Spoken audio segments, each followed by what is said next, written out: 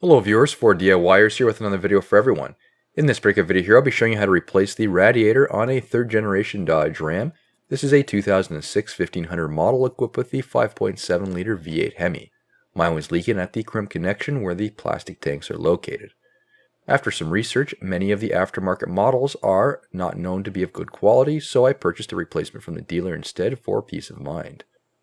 Using my OEM Tools Universal Coolant System Pressure Tester model number 27068, it comes with a wide variety of attachments to work on different models, quick setup, easy to use, and is designed to prevent damage to the plastic reservoirs. A link to this will be included in the video description. This was used to pressurize the system and then pinpoint the leak. Use the required attachments and then pump up the system to the required pressure.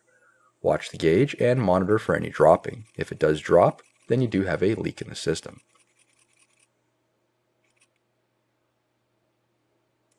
First is removing the 2 fasteners holding on the coolant and washer fluid tanks. These require a 10mm socket. Removal processes may vary as they have a cold air intake. This required disconnecting some mounting points, then removing the air filter. Once the air filter was removed, I was able to access other mounting points. The gear clamp was then loosened at the throttle body, and the intake tube was pulled off. The barrier for the cold air intake is then removed. Here you can see the bottom of the washer fluid tank. You can see there is a sensor and a washer pump. This is where the electrical connectors are required to be disconnected from. The hose for the washer pump will also need to be pulled off. Keep in mind that fluid will come out after the hose is disconnected. At the top of the expansion tank is a rubber hose. Simply pull that straight off. Once the tank was lifted out, here you can see the electrical connector. These have a red clip, which are required to be pulled back before pulling the connector straight off. Drain the system of coolant. There is a drain at the bottom of the radiator on the driver's side. It is a 16mm. Have a bucket ready to catch any old coolant and wait for the system to drain. Then dispose of the coolant properly. While the coolant system was drained, I did flush the block to remove any potential debris inside the cooling passages. This is good practice to ensure your engine cools properly and has a long life. Remove the 2 bolts holding on the fan shroud. There will be one on each side towards the top, and they are 12mm. To determine which hose goes where and their orientation, I used a paint marker to label each as a reference. Using large interlocking pliers, remove the hose clamps on each side. I did find a couple of these factory clamps were cracked, which can result in a coolant system leak. These clamps will also be changed out with gear clamps instead. Even if yours aren't broken, I would highly recommend the upgrade. The one clamp that was broken, I used locking pliers to hold half the clamp open. Then using a small pry tool, I slowly worked off the hose end clamp.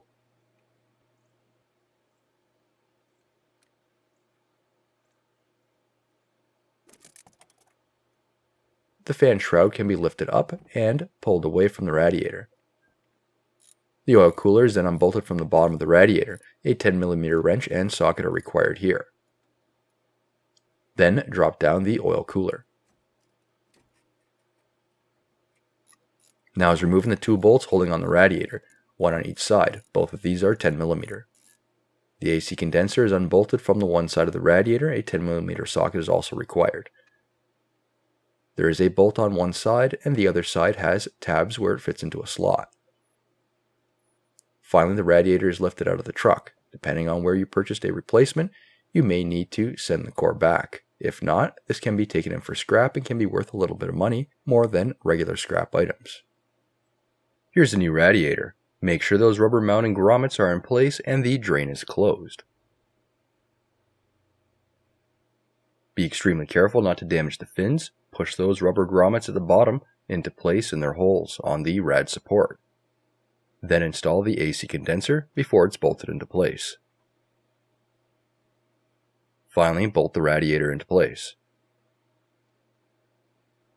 The lower hose is installed onto the water pump and radiator.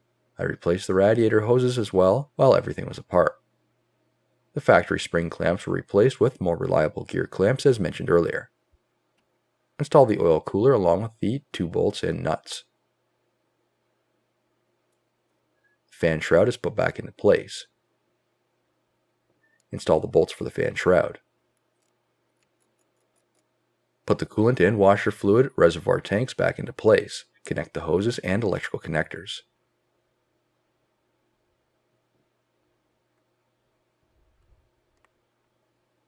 The upper radiator hose gets installed along with the new gear clamps.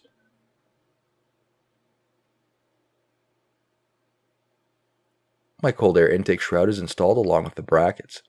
If you have an air box, then install this instead. Install the intake tube. It's connected onto the throttle body, the sensor is put back into place as well, and it's also connected to the bracket. Now replenish the cooling system. The system will require a 50-50 mix of coolant and distilled water. This can only be adjusted slightly depending on your climate, as this will affect the boiling and freezing points of your coolant. Only use distilled water in the cooling system, as there is no additives or minerals which may cause problems to your cooling system down the road. As you can see, when the funnel is filled up, air will slowly escape in the system. You can squeeze the upper and lower rad hoses to help push any air out of the system. Fill the system until the level is no longer dropping in the funnel.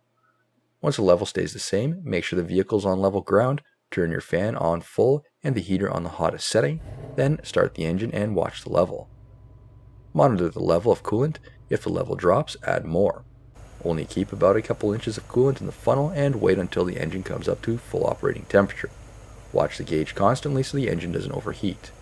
Once the level no longer drops, turn the engine off and let it sit until it cools down.